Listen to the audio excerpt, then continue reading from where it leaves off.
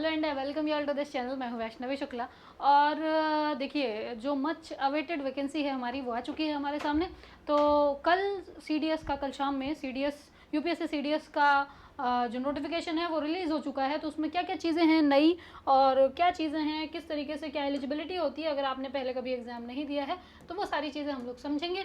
याद रखें, वैकेंसी इस बार काफ़ी हैं और उतनी हैं जिनमें आप बढ़िया तरीके से सिलेक्ट हो सकते हो। ठीक है, तो जैसा आपको पता है सीडीएस 2 बार होता है साल में, तो ये सीडीएस 2 की जो रिक्रूटमेंट है वो है, इसका नोटिफिकेशन आ चुका है। सबसे पहली चीज़ तो इसमें हम देखेंगे कि भाई किधर किधर क्या क्या वैकेंसीज आई हैं। तो अगर मैं आईएमए की बात करूं, है ना, इंडियन मिलिट्री एकेडमी, तो इसके अंदर 100 वैकेंसी हैं। ठीक है, जस्ट अ मिनट।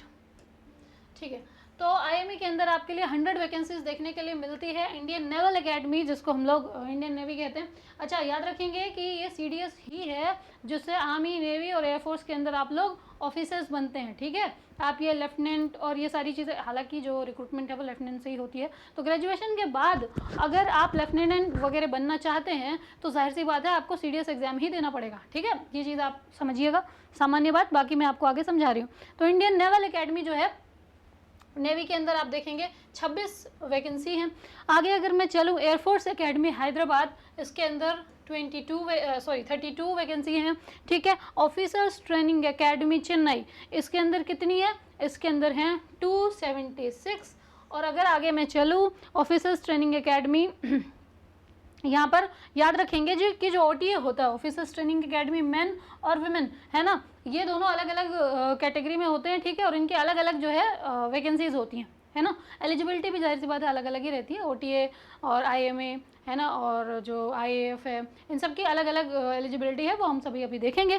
तो अगर मैं मेल कैटेगरी की बात करूं, मेन के लिए ओटीए के अंदर मैं वैकेंसीज की बात करूं तो वो है 276। और अगर मैं वुमेन यानी फीमेल की बात अगर मैं करूं तो यहाँ पर 19 वैकेंसीज आपके पास हैं। ठीक है, यानी अगर मैं इन टोटल बोलूँ तो ये 453 वैकेंसीज हैं। याद रखेंगे, वैकेंसीज हमेशा टेंटेटिव होती हैं, ये बढ़ भी सकती हैं और घट भी सकती हैं। वैसे प्रोबेबली बढ़ती ही हैं, घटती नहीं है। ठीक है, अगर मैं अपने एक्सपीरियंस के आधार पर बात करूँ, ठीक है, तो ये बढ़ती ही हैं, घटती नहीं है। मैंने खुद ने भी इस एग्ज़ाम को दिया है, मैंने एसएसबीज भी दिए हैं।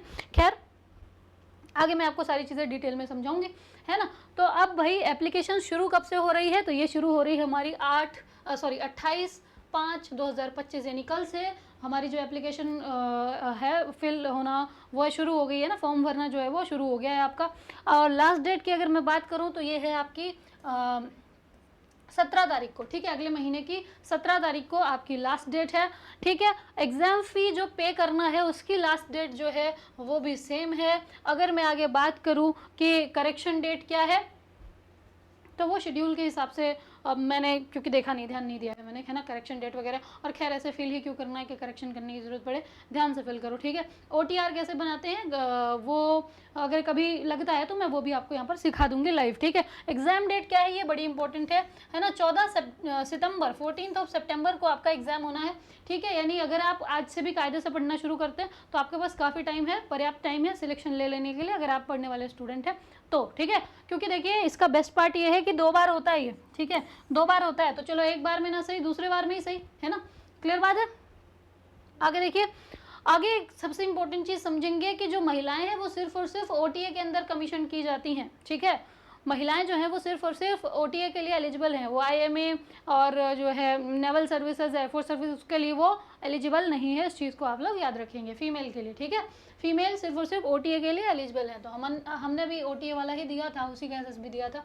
ठीक है, ओटीए में और बाकियों में फ़र्क ये होता है कि पेपर के अंदर जो सब्जेक्ट्स आते हैं वो अलग हो जाते हैं। ओटीए के अंदर सिर्फ इंग्लिश और जीएस आती है, और बाकी जो आईएमए और बाकी के जो एग्जाम्स हैं उनके अंदर मैथ्स भी आती है, एलिमेंट्री मैथमेटिक्स भी आती है। अभी मैं आपको आगे सब बताऊंगी। ठीक है, एजुकेशनल क्वालिफिकेशन की अगर मैं बात करूं तो आईएमए के अंदर जो है आपको डिग्री, आपकी जो है आईएमए में जनरल आपकी कोई भी डिग्री होनी चाहिए। ठीक है, ग्रेजुएशन वाली डिग्री आपके अंदर आपकी इसके अंदर कोई भी होनी चाहिए। ठीक है, और याद रखेंगे आईएमए में सिर्फ और सिर्फ मेल एलिजिबल है ना, फीमेल नहीं है। ओके, अगर मैं इंडियन नेवल एकेडमी की बात करूं तो यहाँ पर आपके पास इंजीनियरिंग की डिग्री होनी चाहिए। ठीक है, किसी रिकॉग्नाइज्ड यूनिवर्सिटी या इंस्टीट्यूशन से। ठीक है, और अब ये अच्छा एक और चीज़ कि भाई बीटेक है या बीई है, क्या होना चाहिए, तो दोनों ही चलता है ना, दोनों ही एलिजिबल होते हैं। आगे अगर मैं एयरफोर्स की बात करूं तो यहाँ पर भी आपके पास क्या होना चाहिए, आपके पास बैचलर डिग्री होनी चाहिए, या तो इंजीनियरिंग की, ठीक है, या तो इंजीनियरिंग की बैचलर डिग्री होनी चाहिए। अगर इंजीनियरिंग नहीं है तो 12th में आपका फिजिक्स या फिर मैथमेटिक्स होना चाहिए। 12th के अंदर आपका फिजिक्स या फिर मैथमेटिक्स होना चाहिए अगर आपने इंजीनियरिंग नहीं की। जाहिर सी बात है यार, इंजीनियरिंग करोगे ही तभी जब आपका 12th में फिजिक्स या मैथमेटिक्स होगा, ठीक है।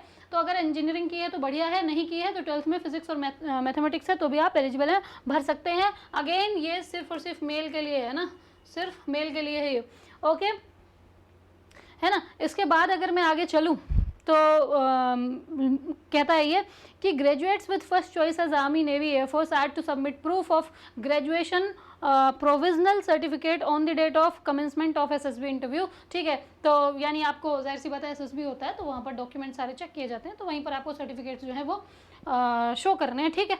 तो ये तो खैर कोई बहुत बड़ी बात हुई नहीं, ठीक है।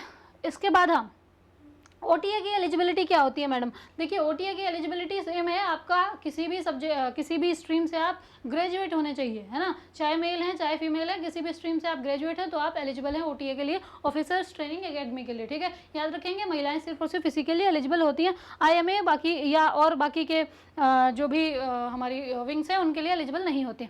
अगर मैं एज लिमिट की बात करूँ तो आईएमए के अंदर आप देखेंगे जो मेल हैं वो अनमैरिड होनी चाहिए, ठीक है, और वो 2 जुलाई है ना, 2 जुलाई 2002 से पहले पैदा ना हुए हों और 1 जुलाई 2007 के बाद पैदा ना हुए हों, ठीक है ना।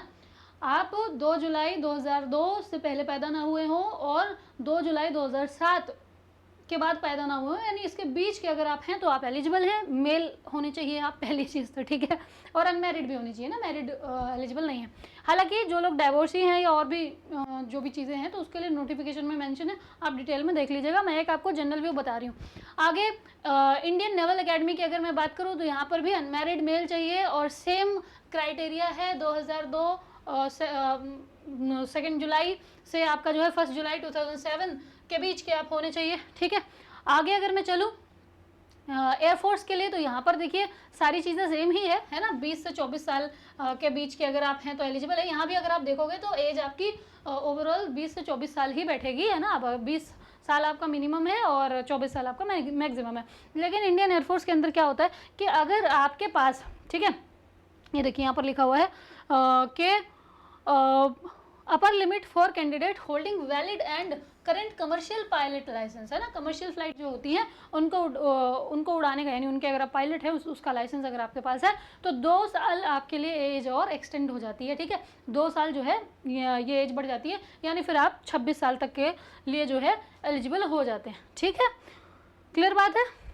ओटीए के लिए तो भाई सेम चीज़ें हैं जो मैंने अभी आपको बताया कि 20 से 24 साल के बीच आपकी एज होनी चाहिए, है ना, भाई हमारा क्राइटेरिया, ठीक है, 2002 और 2007 वाला, ठीक है।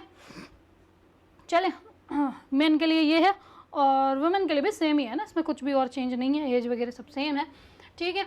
आगे अगर मैं चलूँ कि भाई पेपर के अंदर कौन से सब्जेक्ट्स मैडम हमें पढ़ने होंगे, देखो एज हो गई, इंपॉर्टेंट डेट्स हो गई, है ना, कौन एलिजिबल है कौन नहीं है वो चीज़ हो गई, अब पढ़ना क्या है जिससे सिलेक्शन मिलना है ठीक है। तो पढ़ना आपको देखिए, अगर आप आईएमए, आईएनए और एएफए के लिए जाना चाहते हैं तो वहाँ पर आपसे एक प्रॉपर इंग्लिश का पेपर होगा, बढ़िया एकदम तगड़ी इंग्लिश आती है, और इंग्लिश तो आपको पता ही है हमारे एसआई वाले चैनल में तगड़ी वाली चल रही है और आप पढ़ भी रहे हो मेरे से, ठीक है। तो अगर आप पहली बार ये लेक्चर देख रहे हो तो भाई आओ, जुड़ो और पढ़ो, ठीक है। डेली 6 बजे से 7 बजे तक हमारे लेक्चर आते हैं, क्लियर बात है। और एसआई से मेरा मतलब है सीपीओ, तो सीपीओ सीडीएस लगभग सेम इंग्लिश आती है, कोई फ़र्क नहीं होता है ना।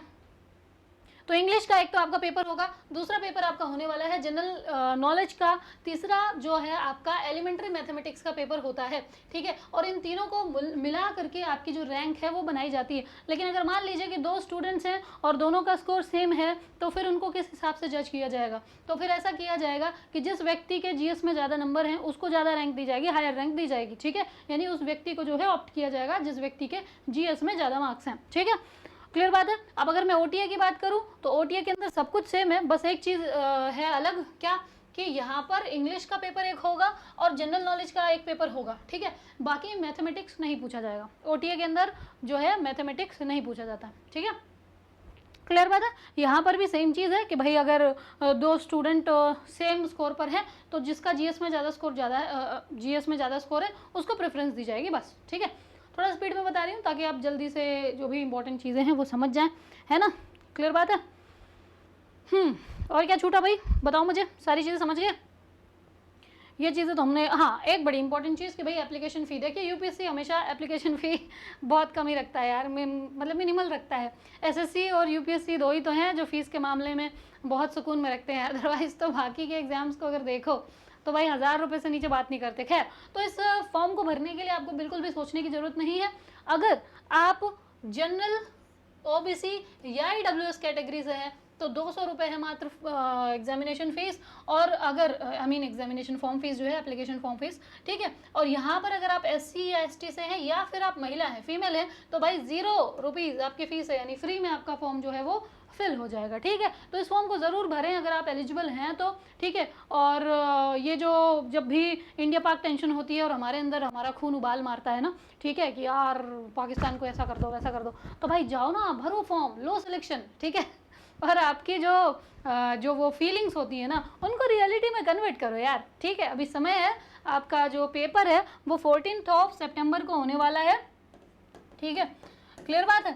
तो अभी समय है, आप बढ़िया तरीके से पढ़ सकते हैं, प्रिपेयर कर सकते हैं, क्लियर है। और फीस जो है वो कैसे कैसे फिल हो सकती है, तो देखो लगभग सारे मीडियम है ना, आपका debit card, credit card, net banking और यूपीआई वगैरह जो भी है, ठीक है, या चालान वालान बनवाना है तो हर तरीके से आप फॉर्म जो है, फॉर्म की फ़ीस जो है वो पे कर सकते हो। क्लियर बात है। तो इतनी जानकारी थी मेरे पास आज आपके लिए, और बहुत इंपॉर्टेंट वैकेंसी है, मिस मत करिएगा। चूँकि फॉर्म फीस बहुत कम है तो आप प्रिपेयर्ड हैं नहीं है डजेंट मैटर, फॉर्म ज़रूर फिल करिए, है ना। आपके पास एक अपॉर्चुनिटी है कुछ जीवन में अच्छा हासिल करने की, और कुछ बहुत अच्छा हासिल करने की, अच्छा नहीं बहुत अच्छा हासिल करने की, ठीक है। मैं आपसे मिलती हूँ अब किसी नेक्स्ट सेशन में, तब तक के लिए आप सभी लोग अपना ख्याल रखेंगे। जय हिंद, जय भारत।